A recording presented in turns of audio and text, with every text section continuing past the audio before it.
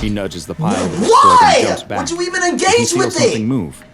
He sticks out his foot and nudges it again. Leave it alone! The pile definitely moves this time. Stop messing! The man rolls over, his face covered in bug bites. Ew! As a rat wriggles its way out of his open mouth.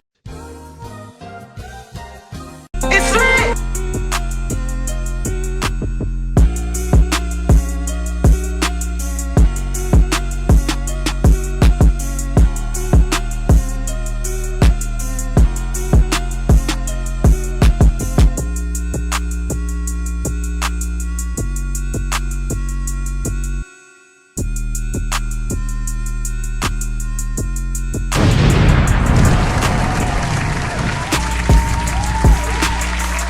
What's up, guys? Yes, it is your boy Skylightawakens here, and boy, we back with these SCP animations. Now, this one is a little bit more interesting. It came out about yesterday, I want to say, but this is like a SCP animation that was pretty much inspired by The Rubber, and I do check out The Rubber every now and then, but it's just a comparison between The Rubber and Dr. Bob. I like The Rubber because they really give the analysis about the SCP animation, and it's very creative, colorful, and everything, but the difference between that and Dr. Bob be making this stuff look like a movie, like a horror film, and it just really pumps my blood up, makes me more exciting to want, just overwhelmed wanting to watch it more.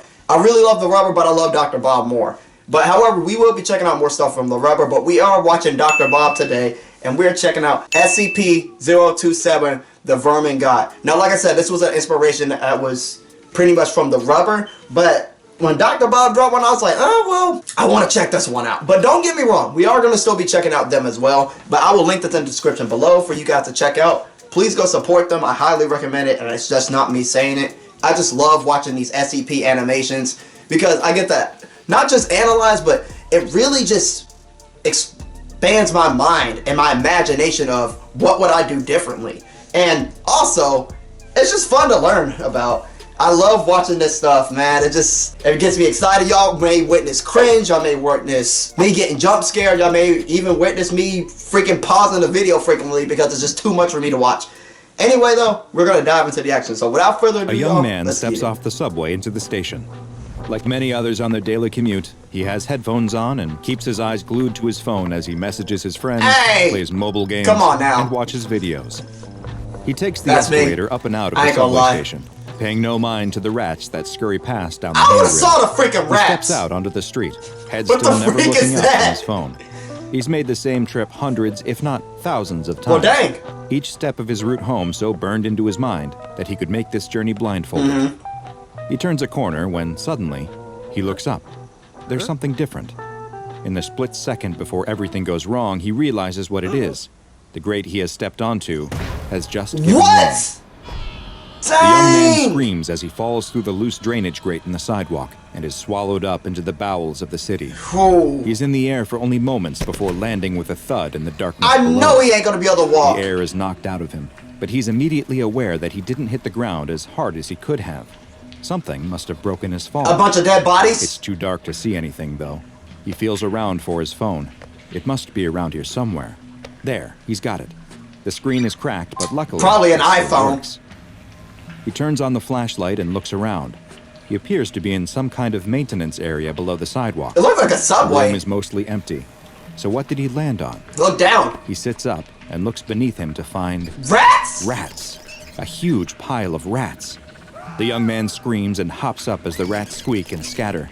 He landed on a pile of rats. Looking for a way to get out of here as quickly as possible, when he spots something else. Better take them headphones out. There's a pile of dirty clothes in the corner of the room, or at least he hopes it's a pile of dirty clothes. He slowly steps towards whatever it is. Wouldn't be me. Even after his own harrowing ordeal, Wouldn't be me. He still feels compelled to check it out.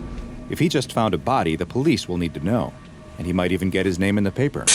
He can see the headline now. I don't give a freak if that would make me famous. I'd be hauling away. Plunging into city's depths, inherits her millions for some reason. Nope.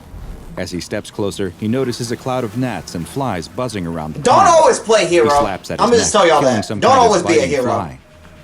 He's standing right next to the pile, but he still can't tell if this is a person or not. Hello? Are you okay? The young man asks. No response. He nudges the pile with his foot and jumps back. Would you even engage with it? Something move. He sticks out Stop his foot kicking and nudges it! it again. Leave it alone! The pile definitely moves this time. Stop The messing! man rolls over, his face covered in bug bites. Ew! He's moaning and reaching out, unable to see from his blind eyes that look like they have been gnawed out by rats. Oh, Jesus. He opens his mouth, and with one last gasp, appears to die right in front of the young man. The young man can only watch, frozen in fear, as a rat wriggles its way out of his open mouth and stares at the young man. The young man screams, turns, and runs. That's He doesn't disgusting! know where he's going as he runs through the dark tunnels, but he finds a set of stairs and follows them up before bursting out of a door into the open air. He slams the door behind Heck him. no! He's sure the man he saw in the tunnels died, but he's not taking any chances. He runs the rest of the way home, taking the stairs up to his apartment 2 at a time. He gets into his home and locks and bolts the door behind him. Call the police? He leans against the door and tries to catch his breath, letting himself slide down to the It's floor. the second time somebody don't Finally, bolt the door, but didn't call the relax. police. He slaps at his neck again. Another fly. It must have been in his coat. He takes off his jacket and shirt, shaking them out, and is surprised to see more flies come out. Oh no. But also other bugs like worms and cockroaches. Oh no. He keeps shaking, panicking now, as more and more bugs Man, fall throw from his that thing out clothes. the window! He can see in the mirror on the wall that his body is covered in bites, but that's not what really has his attention. He gets close to the mirror, almost in a daze. What? This can't be right. He must be hallucinating. He looks in the mirror, reaches into his nose, and pulls out a cockroach. He's gonna Flies start crawl getting out of eaten his from the mouth as inside he opens his out! mouth to scream, while behind him, Oh no! rats start squeezing in under his door and crawling up his Oh body no! until he is completely covered in a living, writhing mass of vermin. Oh no! Many of the anomalies Man studied got by eaten the by the SCP bottom Foundation feeders. are cruel, horrific, and utterly mysterious. And this is one of the rare cases that embodies all three. Because this is SCP-027, also known as the Vermin God. Oh boy. SCP-027 is a phenomenon with This makes me strange wanna and take a frightening shower, properties bruh. that seems to affect one human subject at a time. Look at all these When rats just someone twerking becomes on a the host to dude. this anomaly, they will find that they are constantly surrounded by swarms of various types of vermin, parasites, and other pests.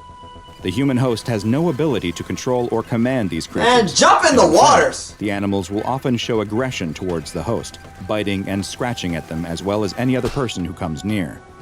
It is unknown what causes this effect. Man, move that but once leaf! someone We wanna has see become a your host face! to SCP-027, the effect appears to be permanent. The swarms of vermin that follow the host do not appear instantly, and instead tend to follow the same pattern of showing up in waves. First, swarms of flying insects, including gnats Man, and need some flies, will begin to form a disinfectant cloud spray. around the And some unlucky bug individual. repellent. Next, non-flying creatures such as lice, cockroaches, Lice? worms, spiders, and rats will begin to crawl on the host. The more time that passes, the more of all of these that will appear. Should the host try to leave the location, some of the pests will attempt to cling to them or follow behind. Sure. But many of the others will disperse. As soon as the host stops again, though, It comes back. the process will repeat, and they will once again soon be surrounded by bugs and Man, he rodents. should have jumped in the water. While there is no way for a host to rid themselves of the SCP-027 anomaly, the phenomenon has been known to be transferred to a new host. I told you. But only following the death of the first. It appears that 027 will continue to jump from host to host. Told him not to and mess has with likely that done this thing. many times in the past. Preliminary research into just how long SCP-027 has existed is ongoing, but early signs point to it having existed for potentially hundreds of years. It's like the black bubonic plague. SCP-027 was first identified by the Foundation when, in the 1990s, a male in his late 30s It's gotta be was like found about in the an plague or abandoned something. warehouse that was completely overrun with rats and Ew. insects. The man was filthy, malnourished, and covered in bites and scratches from a variety of pests. He also showed symptoms of deteriorating mental health, Pests just likely caused by a twerking on him. combination of heavy substance abuse and sleep deprivation, neither of which were unexpected, given his horrendous circumstances. The anomalous properties of the subject were quickly recognized by field agents, and he was brought to an SCP Foundation site, where he unfortunately died while still under observation. sure. An autopsy later revealed that over 70% of the man's body at the time of death That's consisted freaking of a colony of ew! rats No! that had nested in his No, abdomen no, no! and had been living there long Stop! enough to produce at Please! least several generations of offspring. What the Around heck? 6 days How after are these the man's things death, living a inside of Foundation you? security officer at the site where the man had been held reported to medical staff that he was experiencing breathing issues. He told them they began after he had been woken up by what he thought was a housefly crawling up his nose. and he did remember the fly coming back out. Later investigations would reveal that this statement was true, and that the fly laid a clutch of eggs in his sinus cavity as well. The security officer was placed under observation, and following the appearance of more types of vermin, he was classified as SCP-02702. The man who died was then reclassified as SCP-02701, and SCP-027 was redefined as an anomalous effect rather than one individual. It is still unknown just how SCP-027 attracts animals, or why it chooses the ones it does to summon to its location. Right. Neither SCP-02701 or 02 have expressed any communication with any kind of entity or the feeling that one was present, and were unable to provide any additional information on the mysterious qualities of the anomaly. In an interview that took place not long after the security officer was identified as a host and placed into containment, he only described feeling dirty and itchy, like he needed a shower. He was deeply frightened by what was happening, and expressed the desire to rid himself of the anomalous effect as soon as possible so that he could rejoin his family. Research into the anomaly continues, but analysis of the current host has been inconclusive at best.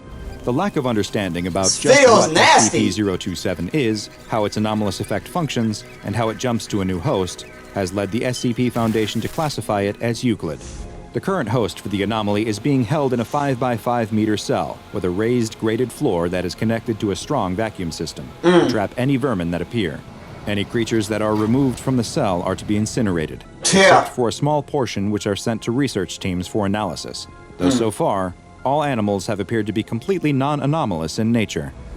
SCP-02702 is to be monitored by at least 2 Foundation personnel at all times, and in the event that the subject exhibits any odd behavior or an unexpected species of animal is discovered in the cell, it is to be reported to a Level 4 personnel immediately. Security personnel assigned to 027 duty are to be vaccinated against all possible animal-borne diseases, and have permission to subdue the subject with tranquilizers should the need arise. Should the subject appear to be experiencing a serious medical event, all high-value personnel should be moved far away from the current host to lower the chance of them becoming a host to the anomaly.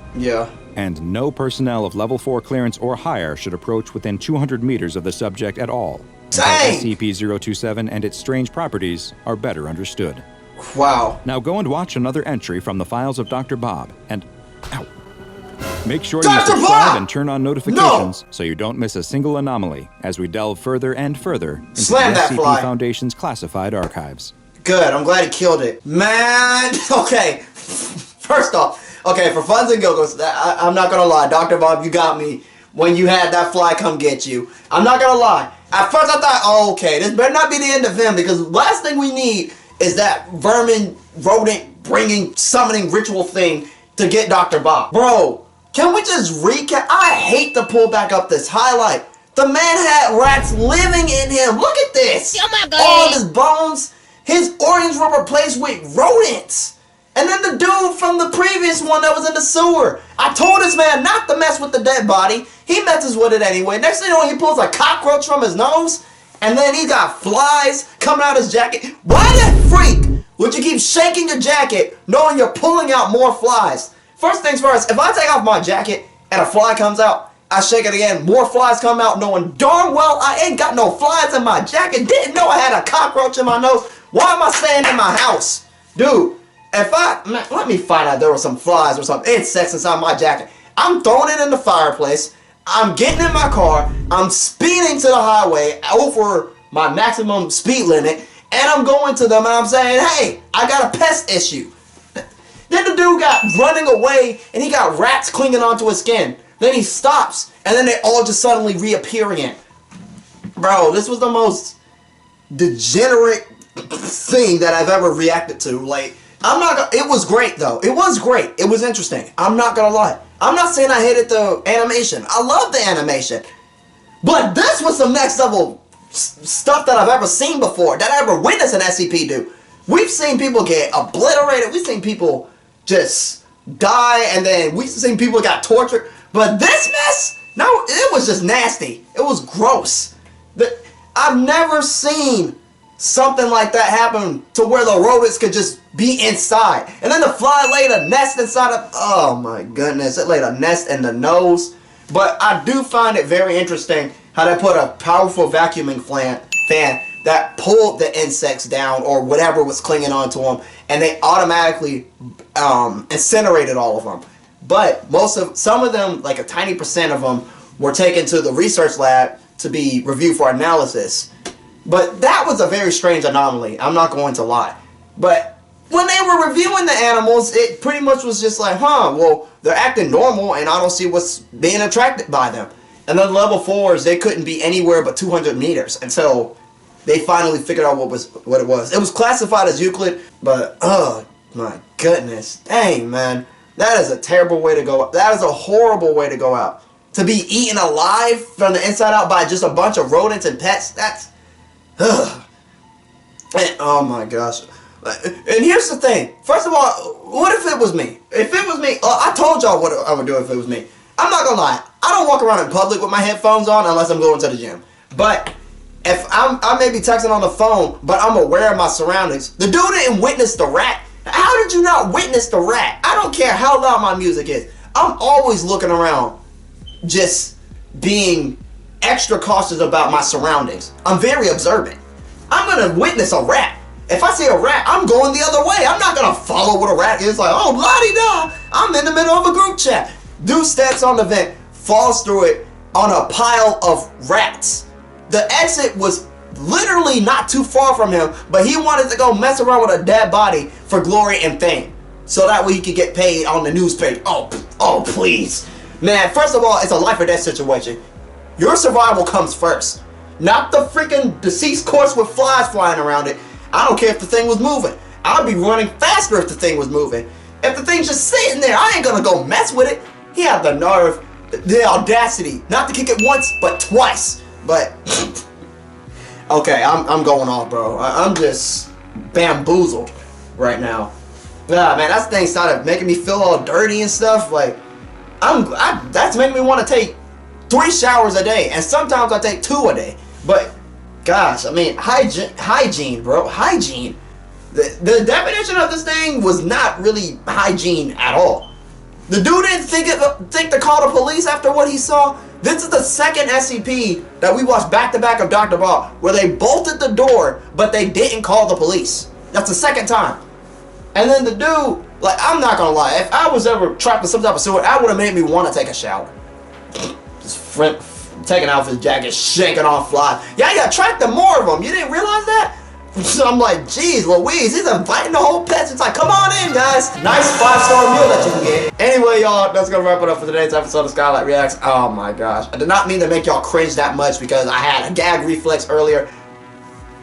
But that stuff was just, ugh. It was just nasty, man. But anyway, guys, I hope you all enjoyed. And if you're ready for the next episode, y'all know what to do for your boy. Make sure you smack that like button and subscribe today to join the club. And God bless. Thank you all for watching. Alright, party people, you know how we rock. Get out there on the dance floor and show Skylight what you got.